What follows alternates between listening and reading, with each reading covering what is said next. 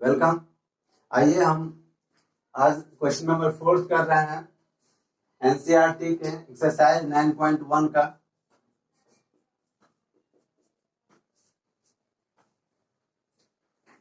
जो फर्स्ट हमारा जो 4th नंबर क्वेश्चन है वो कहता है कि the angle of elevation of the top of a tower from a point on the ground which is 30 metre away from the foot of the tower is 30 degree.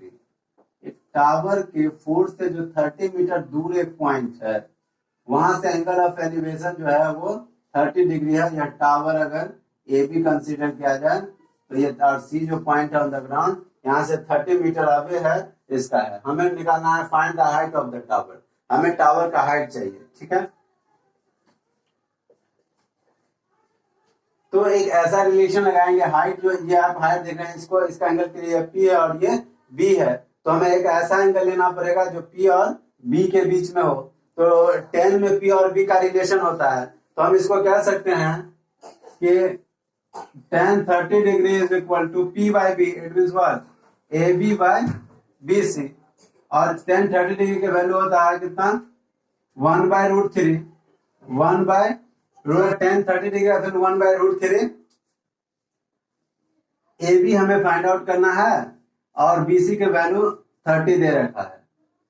अगर हम इसको simplify करें तो हो जाएगा, क्रॉस मल्टीप्लीकेशन कर ले या इसको 30 को यहाँ लेकर चल जाए तो हमारा रिजल्ट हो जाएगा ए बी का वैल्यू हमारा आ जाएगा 30/√3।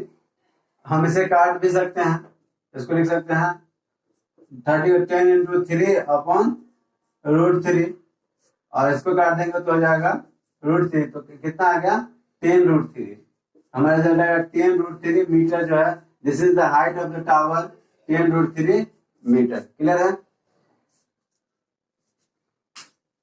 आइए नेक्स्ट क्वेश्चन करते हैं। क्वेश्चन को देखिए, a kite is flying at a height of 60 metre temporarily tied to a point on the ground.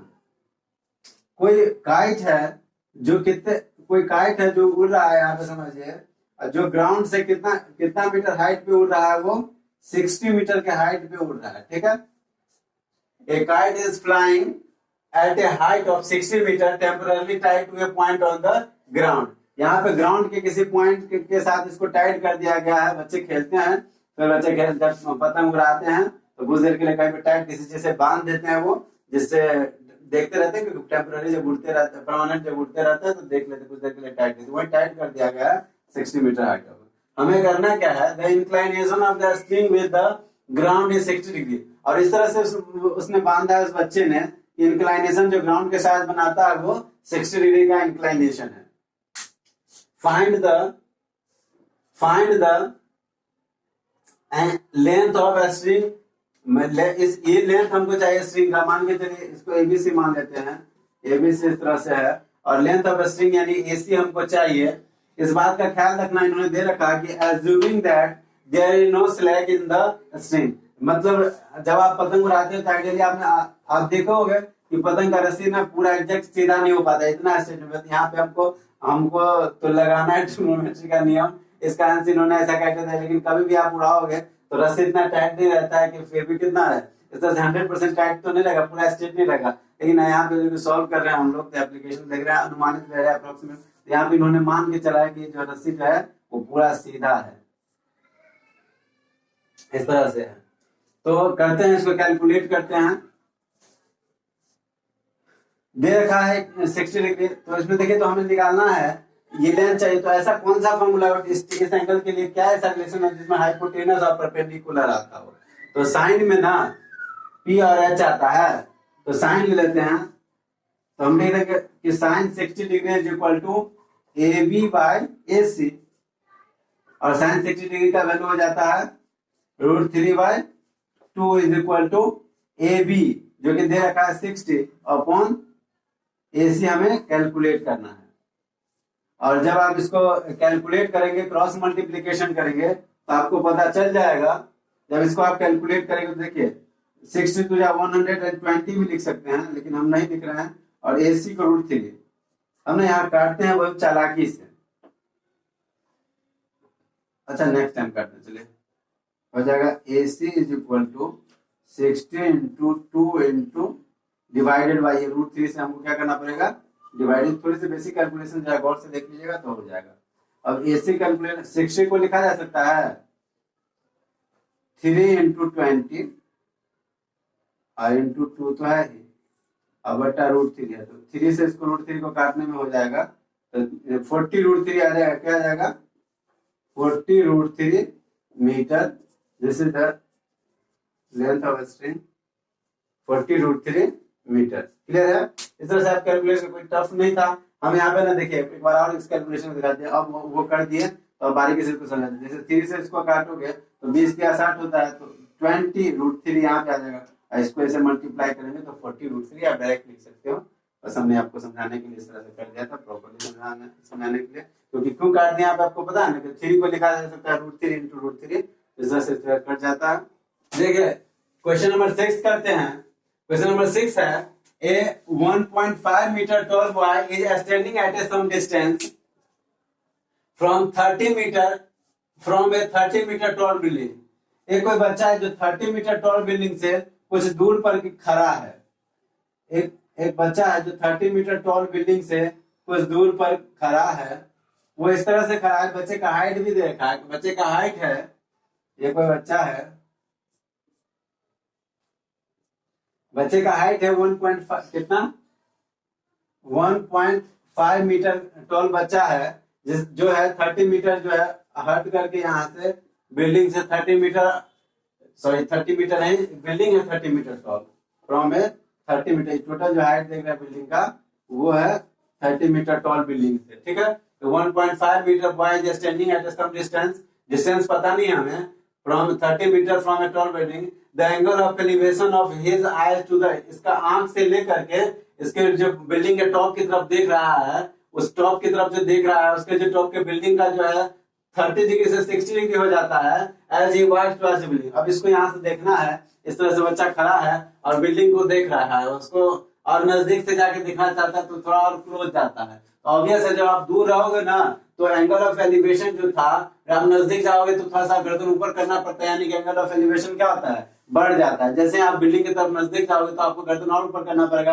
यानी आंख का जो एंगल ऑफ एलिवेशन है बढ़ जाएगा। वही जब ये नजदीक आता है, बच्चा मान के चलिए इस यहाँ पे यहाँ आ जाता है, ये बच्चा यहाँ आ जाता है, तो यहाँ पे पहले इसका एंगल ऑफ एलिवेशन कितना था 30 डिग्री था, और बच्चा पहुंच चुका है एक दूसरे पॉइंट पे, यहाँ पे अब एंगल ऑफ एलिवेशन कितना हो गया 60 डिग्री हो गया, ये एंगल ऑफ एलिवेशन बढ़ चुका है, अब एंगल ऑफ एलिवेशन हो गया इस बच्चे का 60 डिग्री। क्लियर? तो हमें बताना है कि ये जो कितना डिस्टेंस, ये डिस्टेंस बताना है एक्चुअली ये कितना दूर चला हुआ है, ये डिस्टेंस कैलकुलेट करना है कि हमें कितना दूर ये चला है। तो पहले जो कॉन्सेप्ट है उससे हम पता लगा लें कि ये खड़ा कहाँ है, कितना दूर खड़ा है, फिर सेकंड उसी में कॉन्सेप्ट लगाएंगे कि अगर ये खड़ा है तो अब जो खड़ा है तो ये दूरी निकालेंगे, होल में से इतना घटा देंगे तो हमें वो रिजल्ट मिल जाएगा कि कितना दूर चला था बच्चा। ठीक है, और वही कॉन्सेप्ट है, इस दो फिगर को ना हम अलग अलग बना करके आपको समझाएंगे तो आपको आसानी से समझ में आ जाएगा। एक रफ फिगर हम एस्टिमेट बना लेते हैं, पहले वाला कंसीडर को कैलकुलेट करिए। जब क्या होगा, जब एंगल ऑफ एलिवेशन, ये यहाँ बच्चा खड़ा था, ये टोटल कितना था, यहाँ खड़ा था, ये 1.5 मीटर का बच्चा है, और यहाँ से ये दिख रहा था 30 डिग्री एंगल ऑफ एलिवेशन से, और बिल्डिंग का हाइट जो 30 मीटर था, तो अब हाइट ऑफ द बिल्डिंग निकालते हैं, देखते हैं कितना। तो हाइट ऑफ द बिल्डिंग यहाँ से यहाँ तक की हाइट हमें जरूरत होगी, यहाँ से हाइट इसका हाइट रिड्यूस करना पड़ेगा, तो ये 1.5 मीटर जो 30 से आप घटा दोगे तो बच जाएगा कितना 28.5 बचेगा।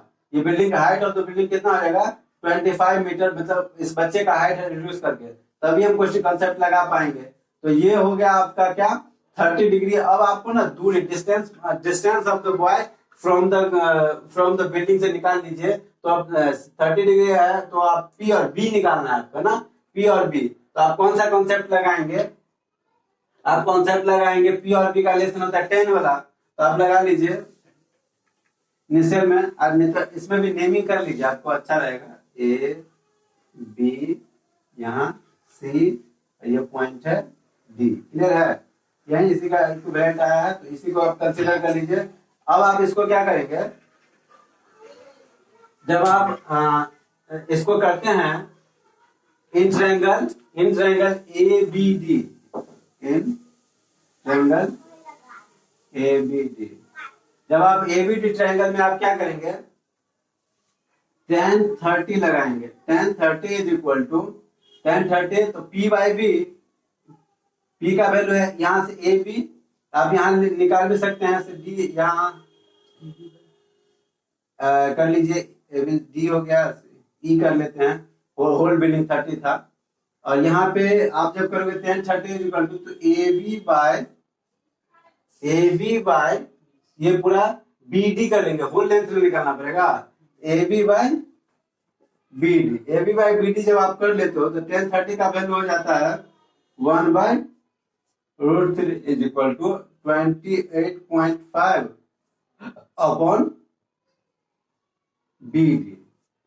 और यहां से आपको पता चल जाता है कि BD का जो लेंथ है वो आ जाएगा 28.5 इंटू √3, 28.5 इंटू √3। क्लियर है, ये BD हमें निकल चुका है। अब इसी तरह से निकाल करके हमें BC निकाल लेंगे या देन घटा देंगे तो हो जाएगा। अब इस ट्रायंगल में लगाते हैं। अब हमारा जो है ये आ चुका है BD आ गया 28.5 √3, जिसको आप क्या लिख सकते हैं पता है, 28.5 को लिखा जा सकता है 57/2 इंटू √3। ठीक है, 57/2 क्या हो जाता है, या इसका डेसिमल रिप्लेस करके आप कट करोगे तो आपका रिजल्ट आ जाएगा 57/2 इंटू √3। क्लियर, अब ये हमारा BD आ चुका है, ये होल आ चुका है, हम इतना कैलकुलेट करते हैं। Now in triangle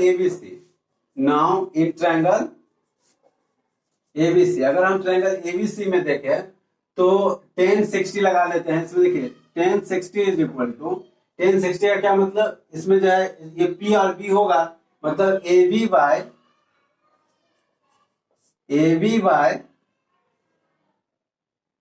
BC,